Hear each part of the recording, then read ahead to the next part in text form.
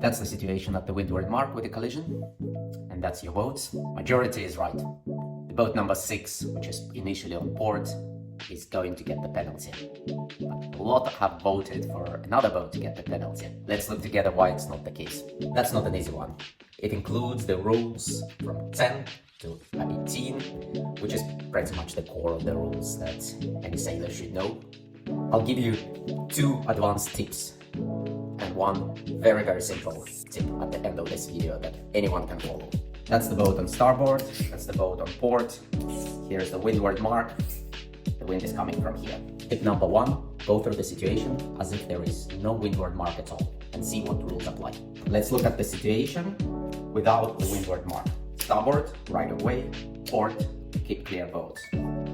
Possibly on collision course, but port is crossing ahead of starboard, not breaking any rules. As she starts to tack and crosses head to wind, she becomes a tacking boat.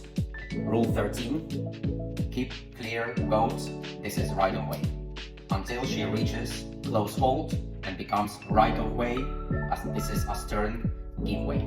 This boat was keep clear boat but became right of way, so she needs initially to give room for this boat to keep clear, which she does. This boat has all the possibilities to avoid collision. As she starts to turn down, she's still ahead right, and this is a stern give. She's changing the course, and under rule 16 must give possibility for this boat to keep clear, which she does, no problem. Then as she turns more down, they become overlapped. Now this is windward boat, this is leeward, leeward right away, windward, keep clear boat. There was a change of the right of way. However, this boat acquired right of way because of the actions, at least in part, of this boat. Therefore, rule 15 doesn't apply. This boat is not obliged to give any room for this boat to initially to keep clear, because she basically herself put herself in that situation. Therefore, when this boat bears away more and more, at certain points, this boat, as a right of way, needs to avoid the collision and turns down. You could see it also by the sharp rudder movement that this boat is avoiding down. That's what is one telltale of this boat making and avoiding action. Second, we want to see also the distance between the boats. If the distance is too far, that's not avoiding action. That's what we sometimes call a Hollywood.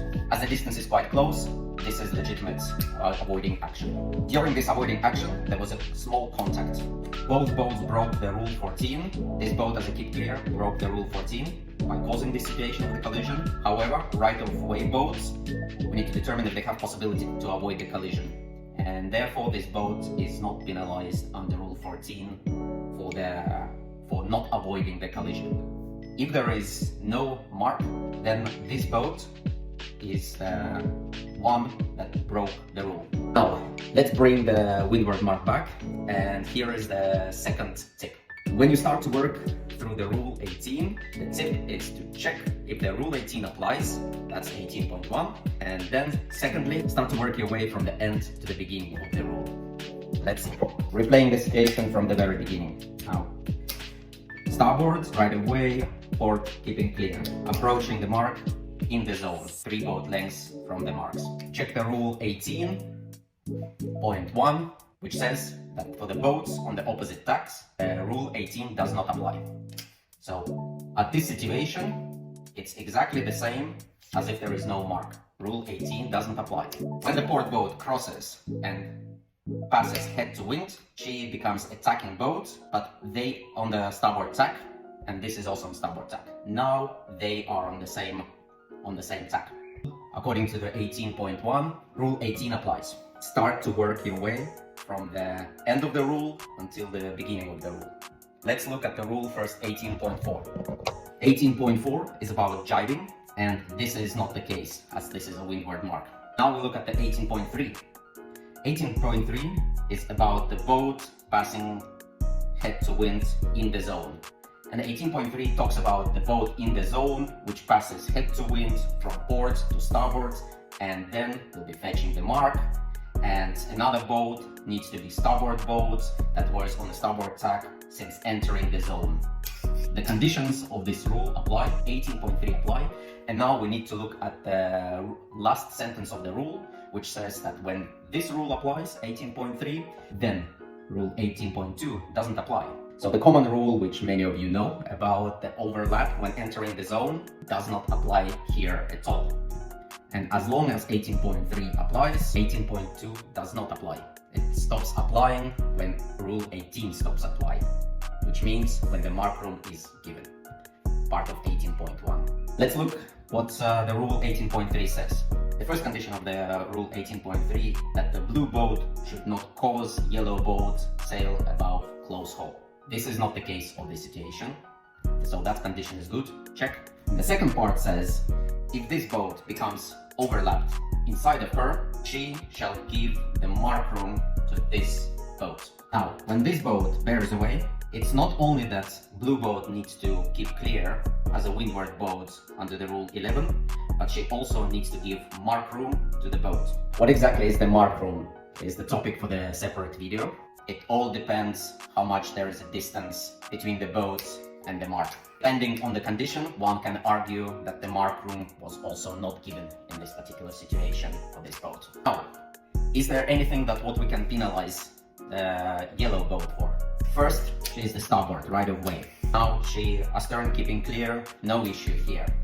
Now she becomes overlapped and right of way, doesn't need to give room initially for this boat to keep clear. Then she sails within her mark room. There is no penalty under rule 14 for this boat.